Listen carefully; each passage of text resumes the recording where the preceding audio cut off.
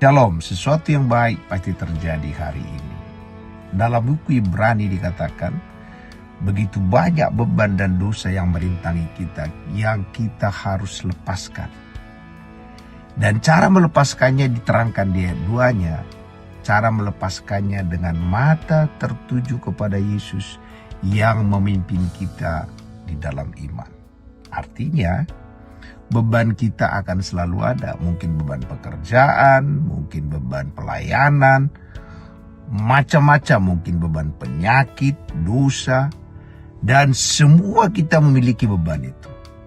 Dan solusinya adalah mata kita memandang Yesus, dan dikatakan tadi yang memimpin kita di dalam iman. Jadi kita tidak disuruh menghadapi masalah itu. Justru kita disuruh, ada masalah, ada tantangan, ada dan sebagainya, kita memandang Yesus saja. Inilah yang bertentangan dengan akal sehat kita. Kita selalu kita yang selesaikan.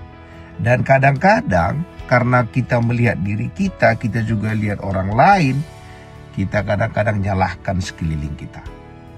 Jadi apapun yang menjadi beban kita, ataupun dosa kita, solusinya adalah dengan memandang Yesus di dalam iman.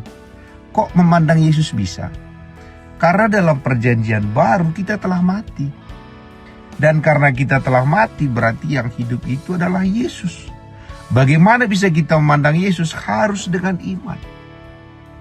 Maka semua beban kita, masalah kita itu tetap ada, tapi kita sudah merasa ringan. Maka dalam Matius 11 ayat 28 dikatakan, marilah kepadaku semua yang letih lesu dan berbeban berat. Artinya kita itu punya masalah, punya apa satu hal yang normal sepanjang kita di muka bumi. Tapi kita bisa melepaskannya waktu mata kita memandang Yesus. Dan tidak hanya memandang Yesus, kita perlu beriman bahwa Yesus sangat mengasihi kita. Dan Dia sudah menyelesaikannya bagi kita. Walaupun mata jasmani kita melihat belum selesai, mata iman kita melihat sudah selesai. Jadi hari ini, karena Yesus, masalah yang kita hadapi hari ini, mungkin mata badan kita bilang belum selesai. Kita lihat dengan kacamata Yesus mengatakan, sudah selesai. Masalah ini pun aku akan lewati. Penyakit ini pun aku akan lewati. Dalam segala hal, waktu kita memandang Yesus, maka hari-hari kita penuh dengan sukacita. Karena sekeliling kita tidak mempengaruhi kita lagi.